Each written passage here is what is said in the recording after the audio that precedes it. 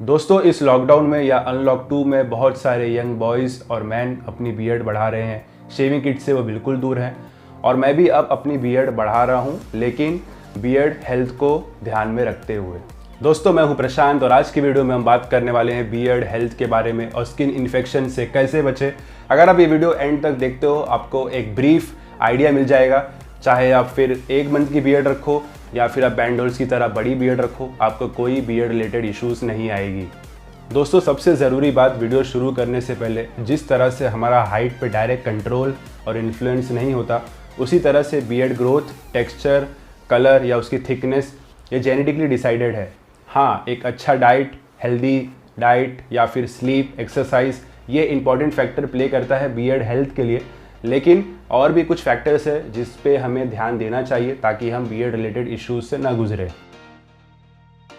Beard trimmer से ही हम अपने बियर्ड को यूजुअली ट्रिम करते हैं, चाहे हम सैलून में करें चाहे घर पे करें। तो जो बियर्ड ट्रिमर होता है उसे हमें बहुत ध्यान से यूज़ करना है और उसको ध्यान से रखना है, क्योंकि वो एक इन्फेक्शन का ज़रिया बन सकता है फ्यूचर में।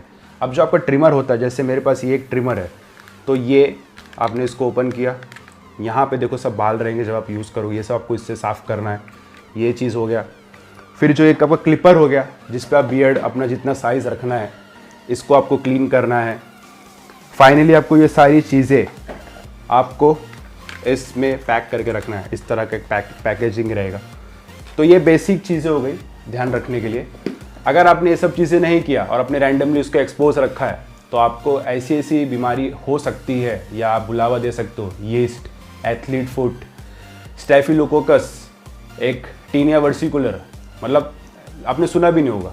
तो बेहतर है कि आप बियर्ड ट्रिमर का बिल्कुल ध्यान रखें। बियर्ड ऑयल एक बहुत ही इंपॉर्टेंट एस्पेक्ट है बियर्ड ग्रूमिंग किट के समय, और यही चीज़ आपके बियर्ड को हेल्दी रखती है, नॉरिश रखती है, एक्सटर्नली इरिटेशन से बचाती है, स्मूथ रखती है।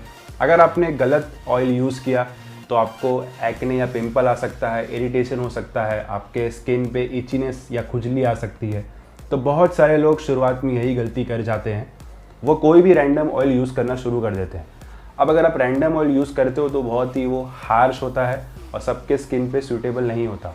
बियर्ड ऑयल फेस को ध्यान में रखते हुए बनाया गया है, क्योंकि हमारा फेस का स्किन सेंसिटिव होता है। तो जो बियर्ड ऑयल बनता है वो कैरियर ऑयल और इसेंशियल ऑयल का ब्लेंड होता है, इसलिए वो थोड़ा एक्सपेंसिव भी होता है ऑयल। अगर आपको एरोमा ऑयल्स का नॉलेज है तो आप ये खुद भी बना सकते हो, ये बहुत अच्छी बात होगी।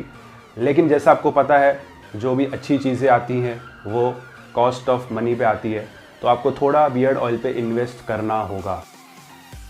दोस्तों, डैंड्रफ बहुत ही एक कॉमन कंसर्न है जो हर व्यक्ति में पाया जाता है, और इसी तरह से हमारे बियर्ड में भी डैंड्रफ होता है।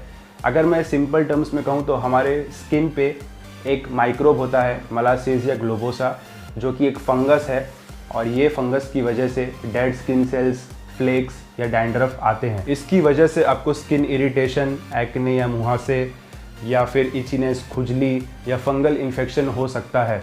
इन सब चीज़ों से बचने के लिए आपको बियर्ड शैम्पू यूज़ करना है रेगुलरली। बियर्ड शैम्पू का मेन मोटो ये है आपके स्किन को एक्सफोलिएट करना, क्लीन करना और अच्छी तरह से मॉइस्चराइज करना। आपको ये रेगुलरली इसलिए यूज़ करना है ताकि जो धूल मिट्टी या फिर जो पोल्यूशन की वजह से आपको इचीनेस या डेड स्किन सेल जो जमा होते हैं, ये सब से बचना है। और इसके साथ साथ अगर आपको समय मिलता है तो आप ल्यूक वार्म वाटर यूज़ कर सकते हो अपने बियर्ड वॉश करने के लिए, क्योंकि ये सबसे अच्छा है as compare to cold and hot water.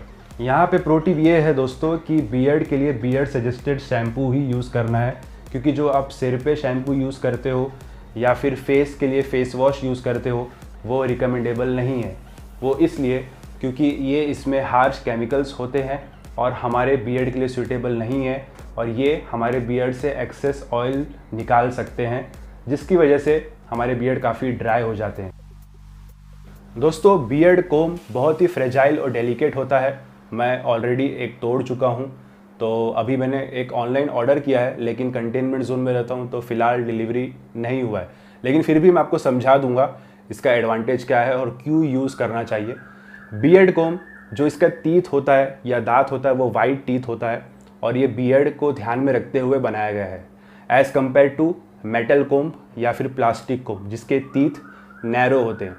तो आपको बियर्ड को कोम करने के लिए और हेयर्स को इवन करने के लिए बियर्ड कोम ही यूज़ करना है। बियर्ड कोम का सबसे बड़ा एडवांटेज ये है, और आपको इसलिए उसे रेगुलरली यूज़ करना है क्योंकि जो आपके बियर्ड में टैंगल होता है या जो बाल फंस जाते हैं उसको वो इक्वल कर देता है, और जो इनग्रोन हेयर्स है उसको लेवल अप कर देता है, और फाइनली जो आप ऑयल अप्लाई करते हो वो इवनली डिस्ट्रीब्यूट कर देता है। तो इसलिए आपको बियर्ड कोम रेगुलरली यूज़ करना है। लेकिन यहाँ पे एक प्रो टिप आपको बता दूँ, नहाने के बाद या शावर के बाद आपको डायरेक्टली बियर्ड कोम नहीं यूज़ करना है, क्योंकि ये ऐसा वक्त है जब हमारे बाल बहुत सेंसिटिव और डेलिकेट रहते हैं। तो अगर आप बियर्ड कोम यूज़ किए तो चांसेस है कि बाल ब्रेकेज हो या हेयर ब्रेकेज हो। तो इसके लिए आपको 10-15 मिनट के बाद यूज़ करना है। पिक इन पुल इन, दोस्तों थोड़ा सुनने में फ़नी लगता है, लेकिन ये चीज़ मैं पहले खुद करता था। अब बहुत लोगों की आदत होती है, जब वो टीवी देखते हैं, सोचते हैं, बात करते हैं, पता नहीं उनका हाथ बियर्ड पे क्यों जाते रहता है। शायद बियर्ड ग्रोथ कर रहे इसलिए ये आदत पड़ चुकी होती है। तो ये बहुत ही बुरी आदत है, क्योंकि इससे आप अपने बियर्ड को एक तरह से डिस्ट्रॉय कर रहे हो, उसको आप इरिटेट कर रहे हो, और जो इनग्रोन हेयर्स होते हैं उसको आप डिस्टर्ब कर रहे हो। और आपको ये पता ही है दोस्तों, जो आपका हाथ होता है इस पर बहुत बैक्टीरियाज होते हैं, ये मुझे समझाने की ज़रूरत नहीं है। तो आप कहीं ना कहीं आप बियर्ड रिलेटेड प्रॉब्लम्स जनरेट कर रहे हो, तो स्टॉप डूइंग दिस। दोस्तों ये बियर्ड ग्रूमिंग टिप उनके लिए जो 3 मंथ से ज़्यादा बियर्ड बढ़ा चुके हैं या जिनकी बड़ी बियर्ड हो चुकी है। तो आपको पता ही है, जो बड़ी बियर्ड होती है वो अनइवन और कर्ली होती है, और उसको स्ट्रेट करने के लिए सबसे कॉमन चीज़ जो लोग यूज़ करते हैं वो है हेयर ड्रायर और रोलर। अब हेयर ड्रायर रोलर यूज़ करने के लिए पहले आपको उसका यूज़ करना आना चाहिए, क्योंकि वो बहुत ही रिस्की है। रिस्की इन द सेंस आप हीट दे रहे हो ड्रायर से, और बाल आप कहीं ना कहीं उसको इम्पैक्ट हो रहा है, और इसकी वजह से आपके बाल ब्रिटल हो सकते हैं।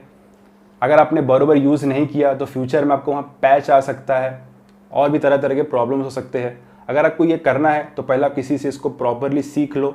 अगर आप सीख गए तो अच्छी बात है, लेकिन मैं रिकमेंड करूँगा आप ये हेयर स्टाइलिस्ट या कोई एक्सपर्ट से ही कराओ। और बहुत ज़रूरत है, अगर आप कोई फंक्शन में जा रहे हो तो ये चीज़ का इस्तेमाल करो, वरना आप नॉर्मली बियर्ड वैक्स या ब्रश या कोम से भी अपना आप बियर्ड को स्ट्रेट कर सकते हो। जैसा कि मैंने कहा, बियर्ड ग्रोथ साइकिल हमारे हाथ में नहीं है, बियर्ड ग्रूमिंग हम करते हैं।